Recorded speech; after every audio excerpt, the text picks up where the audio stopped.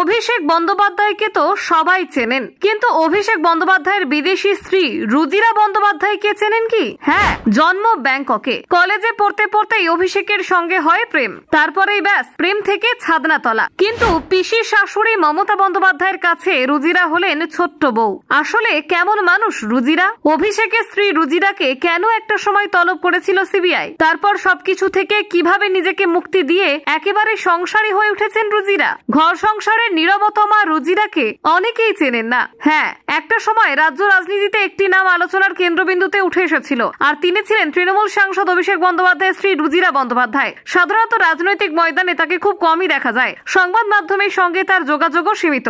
রুজিরা সাধারণত ঘর সংসারেই সময় কাটাতে পছন্দ করেন, তাই রাজনৈতিক আলোচনার মধ্যে তিনি প্রায়শই ছিলেন অনুপস্থিত। রুজিরার রাজনৈতিক জীবনের অতীতেও কিছু বিতর্ক রয়েছে। 2019 সালে 15 মার্চ দমদম আন্তর্জাতিক বিমানবন্দরে তার ব্যাগ পরীক্ষা সংক্রান্ত বিতর্ক ঘটেছিল। তখন তিনি ব্যাংকক থেকে ফিরছিলেন এবং শুল্ক দফতর ব্যাগ পরীক্ষা করতে চেয়েছিল। তদন্ত অভিযোগ ওঠে যে রুজিরা বেআইনিভাবে সোনা নিয়ে এসেছিলেন। বিষয়টি হাইকোর্টে গিয়ে আলোচনার কেন্দ্রবিন্দুতে আসে। রাজনৈতিক বিরোধীরা এটিকে কেন্দ্র করে প্রচুর সমালোচনা করেন। অভিষেক বন্দ্যোপাধ্যায় তখন বিষয়টি চ্যালেঞ্জ করে সিসিটিভি ফুটেজ প্রকাশের দাবি তোলেন। ভোটের সময় তৃণমূলের সভা থেকে মুখ্যমন্ত্রী মমতা বন্দ্যোপাধ্যায় এই ঘটনা নিয়ে মন্তব্য করেন। তিনি বলেন, অভিষেকের স্ত্রীর ব্যাগে ছিল দুটো বালা, তাই নিয়েও মোদির এত জ্বালা। এছাড়াও মেটিয়া বুরুজের সভায় তিনি উল্লেখ করেন, ওরা অভিষেককেও ছাড়ছে না, ওর ছোট্ট বউটাকেও ছাড়ছে না। রুজিরার নাগরিকত্ব সংক্রান্ত বিতর্ক আলোচনার অংশ। তিনি একজন থাই নাগরিক ছিলেন এবং ভারতীয় নাগরিকত্ব সংক্রান্ত নথিপত্রে বিভ্রান্তি থাকার অভিযোগ ওঠে। তার overseas citizen of India card এবং প্যান কার্ডে তথ্য মিলিয়ে দেওয়া হয়েছে বলে কেন্দ্রীয় স্বরাষ্ট্র মন্ত্রক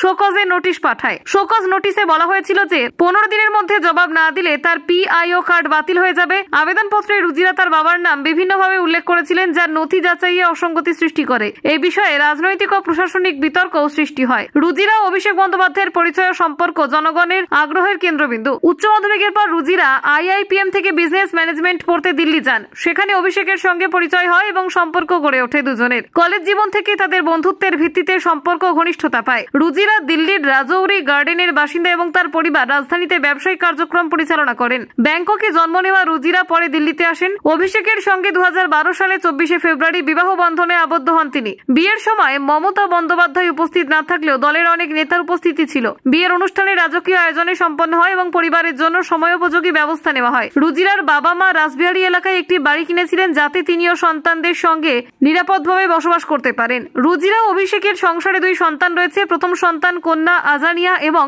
2019 সালে তাদের পুত্র সন্তান জন্মগ্রহণ করেন, নাম আয়ানাস। পরিবারটি ঘর সংসারে সুখী এবং স্বাভাবিক জীবনযাপন করছে। সিবিআই এর নোটিশ, নাগরিকত্ব সংক্রান্ত বিতর্ক এবং রাজনৈতিক মন্তব্যের কারণে রুজিরা বর্তমানে রাজ্যের রাজনৈতিক আলোচনার একটি গুরুত্বপূর্ণ কেন্দ্রবিন্দুতে রয়েছেন। এই ঘটনা রাজ্য রাজনীতির উত্তেজনা বাড়িয়ে তুলেছে এবং ভোটের আগে রাজনৈতিক পরিস্থিতিকে আরো জটিল করেছে। Bureau report, news prime Times.